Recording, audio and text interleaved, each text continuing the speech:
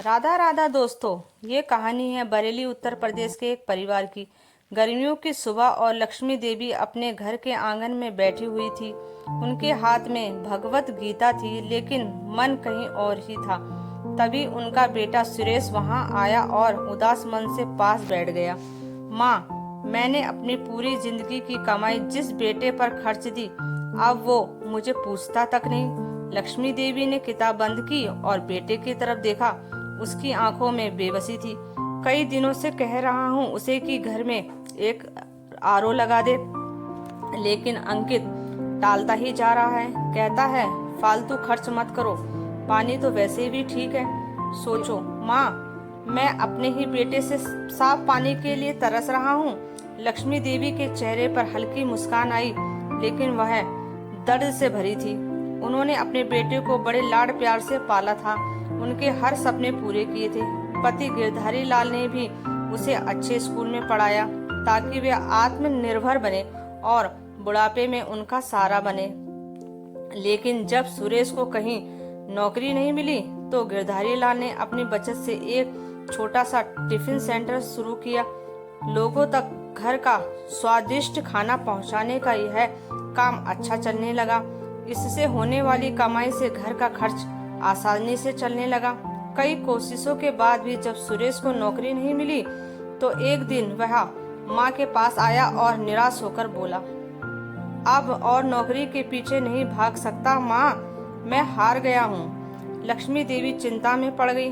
अब उन्हें बेटे की शादी की भी फिक्र थी। अपने बेटे का दुख देखकर उन्होंने गिरधारी लाल से कहा, सुरेश को टिफिन सेंटर का काम सिखा दो, इससे उसका आत्मविश्वास भी बढ़ेगा और कुछ कमाई भी होगी। धीरे धीरे सुरेश ने काम संभाल लिया। कुछ समय बाद उसकी शादी प्रिया से हो गई। शादी के बाद कुछ साल तक सब कुछ ठीक चला, लेकिन धीरे धीरे सुरेश बदलने लगा। अब उसे लगने लगा कि जब मैं पूरा काम संभाल रहा हूँ तो सारे पैसे पर भी मेरा ही हक है।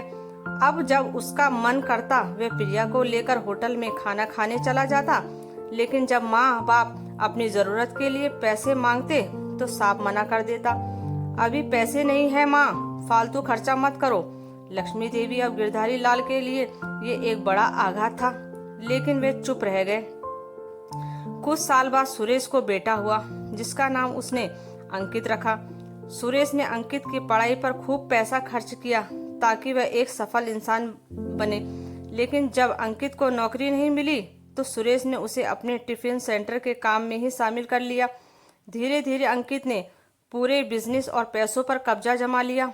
अब वह भी अपने पिता से वैसा ही व्यवहार करने लगा जैसा कभी सुरेश ने अपने माता पिता के साथ किया था। जब सुरेश अपनी जरूरतों के लिए अंकित से पैसे मांगता तो उसे भी वही जवाब मिलता, अभी पैसे नहीं है पापा, बेवजह खर्च मत करो। सुरेश सन रह गया। उसे अपने ही पुराने शब्द कानों में गूंजते सुनाई देने लगे।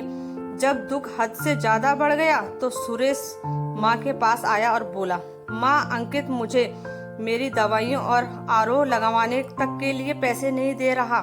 लक्ष्मी देवी मुस्कुराई और कहा, जब तुमने अपने पिता से यही कहा था तब तुम्हें कैसा लगा था बेटा? सुरेश का चेहरा शर्म से झुक गया। उसे समझ आ गया कि जो कर्म उसने अपने माता पिता के साथ किए हैं वही अब उसे भुगतने पड़ रहे हैं। दोस्तों, कहानी काल्पनिक है, लेकिन यही है वर्तमान का सत्य। जो संस्कार तुम अपनी संतान को दोगे वही एक दिन तुम्हारे सामने लौटकर आएंगे। धन संपत्ति से बड़ा माता पिता का आशीर्वाद होता है, क्योंकि दौलत छीन सकती है लेकिन अच्छे कर्मों का फल कभी व्यर्थ नहीं जाता। तो दोस्तों, नई और दिल छूने वाली कहानियों का सफर शुरू हो चुका है। अगर आपको हमारी कहानियाँ पसंद आती है तो लाइक करें, शेयर करें और अपनी राय कमेंट में जरूर दें। और हाँ, नई और दमदार कहानियों के लिए चैनल को सब्सक्राइब करना ना भूलें। आपका साथ हमारी प्रेरणा। तो दोस्तों, मिलते हैं जल्द अगली कहानी के साथ।